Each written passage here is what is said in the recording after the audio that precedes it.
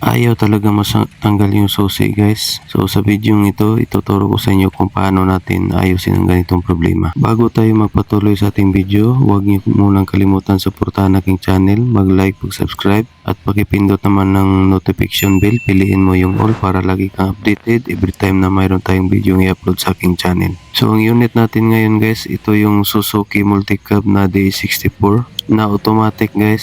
So sa ilalim nito guys, sa ignition mayroon itong magnetic solenoid. Yung trabaho naman ng magnetic solenoid guys, yun yung safety na para na kapag naka-neutral, pag turn out mo ng ignition, hindi mo siya matanggal yung susi dahil kailangan ilagay sa park yung shift na bago mo ma-turn off yung ignition. So kung mapapansin nyo guys, hanggang sa accessories lang yung susi kahit anong pihit natin yan. So dito guys, sinusubukan ko pang pinapaandar, umaandar naman siya, kaso nag-stuck lang talaga yung susi sa accessories. Ayaw talaga matanggal yung susi guys, kahit anong pilit nating off yan, masisira na lang yan. Ayaw talaga matanggal dahil may problema dyan sa ilalim. Yung cover dito guys, yung dito sa bandang ilalim ng ating manabila, ito yung tatanggalin natin. So yung butas na yan guys, meron yung screw bolt dyan sa ilalim, kailangan natin tatanggalin yan. Pagkatapos ikutin natin yung manibela dun sa kabila, tatanggalin din yung screw bolt dyan guys sa kabila. So pass forward natin guys.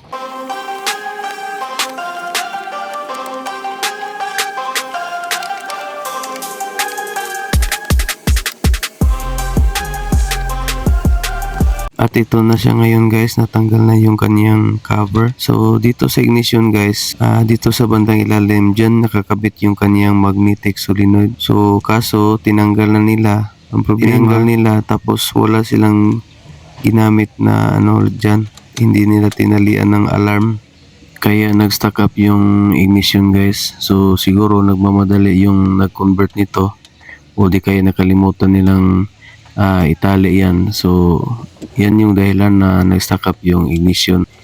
So dito guys, observe nyo na kung sabang itinaas ko yung kulay puti na yan, naka-turn off na yan siya, bubunutin yung susi. So nabunot na yung susi, tapos ibalik natin, tapos try nating on yung ignition. So naka-on na, naka-off.